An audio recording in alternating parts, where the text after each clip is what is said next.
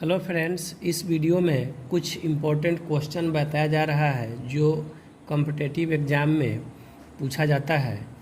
यह important question का दूसरा वीडियो है। अब क्वेश्चन नंबर 7 देखते हैं। इसके पहले वाले वीडियो में 6 क्वेश्चन इम्पोर्टेंट बताया गया था। यहाँ कह रहा है कि एक पेंसिल का 1/8 भाग काला, शेष का 1/2 भाग सफ़ेद, यदि शेष भाग नीला हो। दोस्तों यहाँ क्वेश्चन में ध्यान देना है, शेष, यहाँ भी शेष है, यहाँ भी शेष है। तो जब भी क्वेश्चन में शेष आता है तो इस तरह का क्वेश्चन का बनाने का तरीका बहुत ही आसान है। आगे कह रहा है कि पेंसिल का लंबाई ज्ञात करना है। तो पेंसिल की यदि लंबाई को हम 1 सेंटीमीटर मान लें, फिर आगे कह रहा है कि जबकि नीला भाग 7 सेंटीमीटर है।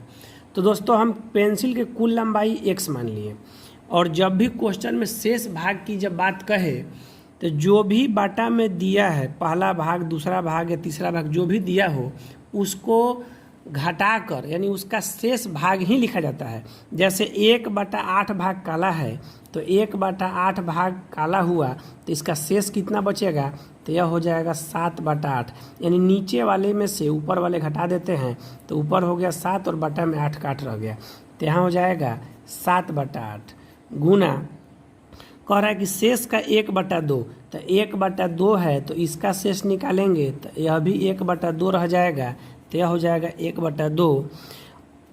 अब यही भाग जो टोटल आया यह नीला के बराबर हो गया। अब कह रहा है कि नीला है कितना, तो 7 सेंटीमीटर, तो यहाँ बराबर में 7 कर देंगे हम, तो 7 से 7 कट जाएगा, तो यहाँ बच जाएगा x/16 बराबर 1। अब इसको हम क्रॉस गुना कर देंगे तो x बराबर आ जाएगा 16 सेंटीमीटर। यह पेंसिल की लंबाई हुआ। अब क्वेश्चन नंबर 8 देखते हैं। यहाँ कह रहा है कि एक कक्षा प्रातः 7 बजे शुरू होता है। कोई विद्यालय है जो 7 बजे शुरू होता है और 10:27 तक चलती है। इसी अंतराल में 4 पीरियड होते हैं। प्रत्येक पीरियड में 5 मिनट का ब्रेक होता है, तो एक पीरियड कितने समय का होता है। अब यहाँ दोस्तों क्वेश्चन को समझना है। क्लास जो है सुबह 7 बजे शुरू होता है और 10:27 तक चलता है। तो सबसे पहले हम निकाल लेंगे कि कुल टाइम कितना हुआ। तो कुल टाइम निकालेंगे तो 3 घंटा 27 मिनट हुआ, यानी कुल मिला के 207 मिनट। इतना हमको क्लास चला सुबह 7 से 10:27 तक। अब इसके बाद कह रहा है कि इस अंतराल में 4 पीरियड होते हैं।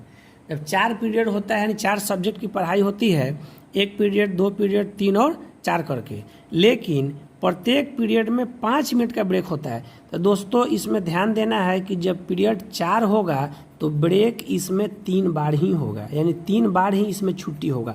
हमेशा जो लंच होता है वह 1 कम होता है पीरियड से। 5 पीरियड यदि है तो वहाँ पे 4 बार छुट्टी होगा, यदि 6 है तो 5 बार होगा, यहाँ 4 है तो 3 बार होगा।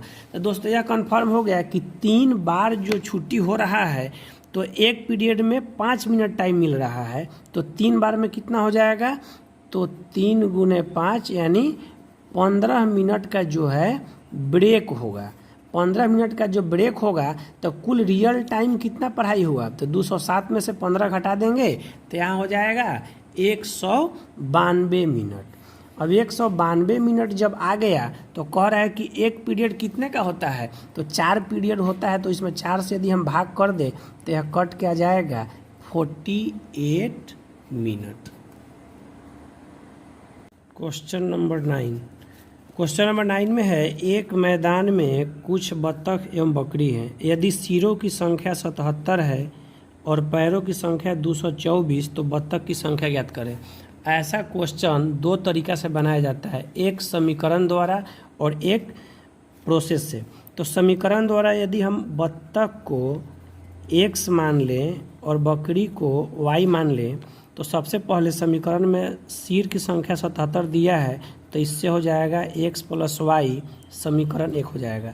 दूसरा हो जाएगा पैरों की संख्या दिया है 224, तो बत्तख को x माने हैं तो 2x हो जाएगा, और बकरी को y माने हैं तो यहाँ पे 4y हो जाएगा। यह समीकरण 2।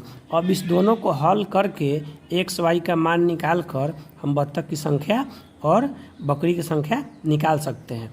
इसका सेकंड प्रोसेस है कि सभी बत्तख और बकरी सभी का हम 4 पैर मान लेते हैं सेकंड प्रोसेस में। तो यदि सभी को 4 मानेंगे तो 77 गो जानवर है टोटल, यानी सिरों की संख्या है, तो इसमें 4 से गुना कर दें तो यहाँ पे हमको आ जाएगा 308 पैरों की संख्या।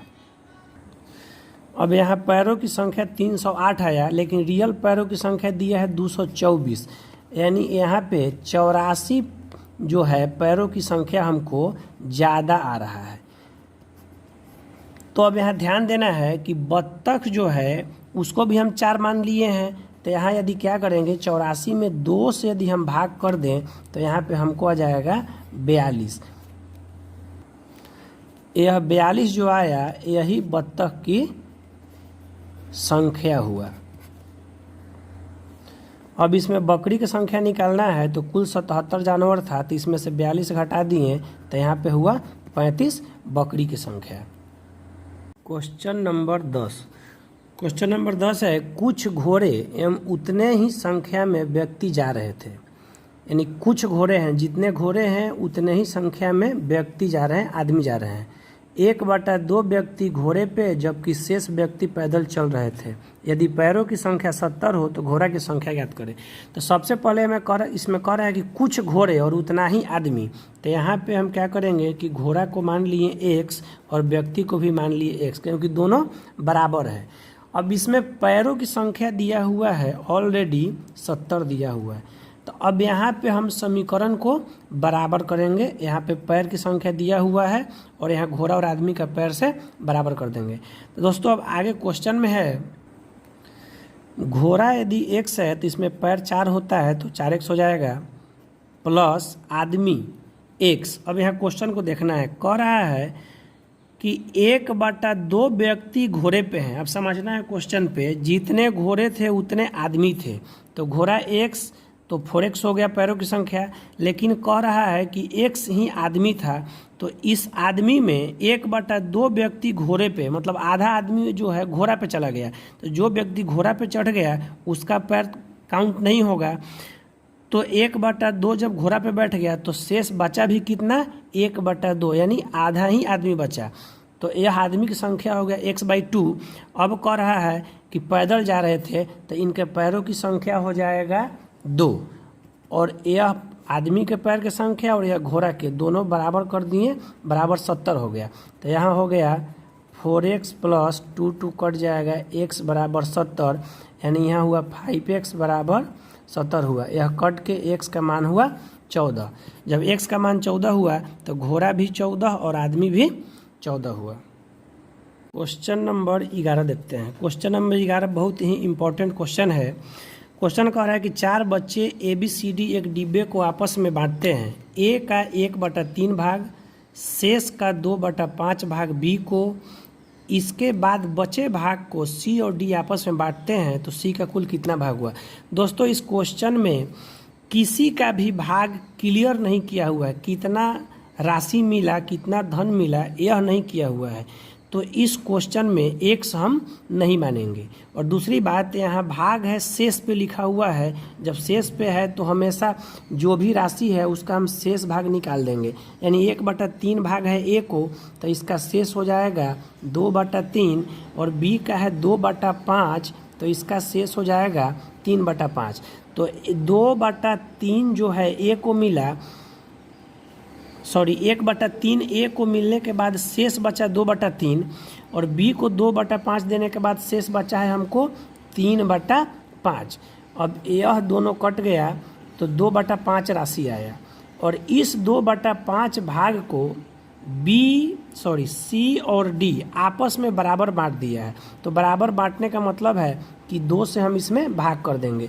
जब 2 से भाग करेंगे तो 2/5 गुने 1/2, 2 कट गया, तो यह आया 1/5, यानी C और D 1/5 भाग लिया।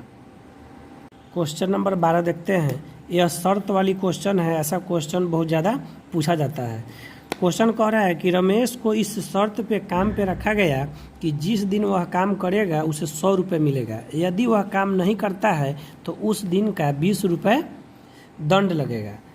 यदि रमेश ने 30 दिन काम किया उसके बाद उसे 1320 रुपये मिला तो वह कितना दिन काम किया। तो दोस्तों जब भी शर्त वाला क्वेश्चन हो तो सबसे पहले यह जानना जरूरी है कि एक दिन का उसे कितना लॉस हो रहा है। तो एक दिन का यदि लॉस यदि हम जोड़ें तो 20 रुपये दंड लगेगा प्लस में 100 रुपया कमीनी जो है वो भी नहीं मिलेगा। कुल मिलाकर 120 रुपया उसको लॉस है। अब देखना है कि वह काम किया 30 दिन, तो 30 दिन जब काम किया है तो 30 दिन का उसको मजदूरी मिलना चाहिए यहाँ पे 3000 रुपये, लेकिन दोस्तों उसको मिला है 1320। तो क्या करेंगे कि इस 1320 को घटा देंगे और यहाँ पे देखते हैं कि 1680 रुपये आया। इतना जो है उसको लॉस है। जब 1680 लॉस है तब यहाँ ध्यान देना है एक दिन में कितना लॉस है तो 120। तो कुल 1680 में 120 से भाग करके देख लेते हैं कितना दिन काम नहीं किया। तो यह आ रहा है 14 दिन, यानी 14 दिन वह काम नहीं किया था। 1680 रुपये उसको लॉस हुआ और एक दिन का 120 रुपया लॉस था, इसलिए 120 से इसमें भाग कर दिए तो कुल 14 दिन आ रहा है। अब क्वेश्चन कह रहा है कि वो कितना दिन काम किया। तो जब 30 दिन का शर्त 30 दिन का काम किया है, 30 दिन में 14 दिन वह नहीं रहा है, मतलब काम कुल किया है 16 दिन। क्वेश्चन नंबर 13 देखते हैं। ऐसा क्वेश्चन भी बहुत ज़्यादा रेलवे और एसएससी में पूछा जाता है। दोस्तों क्वेश्चन है x प्लस वाई का मान दिया है और x माइनस वाई का मान दिया है। तो जब भी x प्लस वाई और x माइनस वाई दोनों का जब मान दिया रहे तो इस तरह के क्वेश्चन में सूत्र एक लगाते हैं x माइनस वाई यानी a माइनस बी का होल स्क्वायर बराबर होता है x प्लस वाई यानी a प्लस बी का होल स्क्वायर माइनस 4ab। क्यों यह सूत्र लगाएं? क्योंकि हमको मान निकालना है X Y into x square plus Y square. तो इस सूत्र से सबसे पहले हम एक्स वाई का मान निकाल लेंगे। तो यहाँ a माइनस बी का मान दिया हुआ है √2, तो इसका होल स्क्वायर हुआ, और प्लस का दिया है √3, तो इसका होल स्क्वायर हुआ -4 इंटू एक्स वाई। क्योंकि एक्स वाई का मान हमको निकालना है तो यहाँ हो जाएगा 2 बराबर 3 माइनस 4x वाई। तो यहाँ मान हो जाएगा एक्स वाई बराबर 1/4। यह एक्स वाई का मान आ गया। अब मान निकालना है यहाँ पर x square plus Y square का। तो यहाँ पे सूत्र होता है x square plus Y square बराबर, मतलब a square plus b square बराबर सूत्र होता है ए प्लस बी का होल स्क्वायर माइनस 2ab। तो यहाँ a प्लस बी का मान हमको पहले से मालूम है कि √3 होता है, तो इसका होल स्क्वायर हुआ -2 इंटू एक्स वाई। तो एक्स वाई का मान आ गया 1/4, तो इससे यह कट जाएगा 2 हुआ, और यहाँ हो जाएगा 3 माइनस 1/2 बराबर यहाँ हो जाएगा 5/2। अब हमको मान समीकरण जो दिया है उसका हम निकाल सकते हैं आसानी से। X Y into x square plus Y square. तो यहाँ दोस्तों एक्स वाई का मान है 1/4 into x square plus Y square का मान आ गया हमको 5/2। तो यहाँ पे सीधे हो जाएगा 5/8। यह इसका आंसर होगा।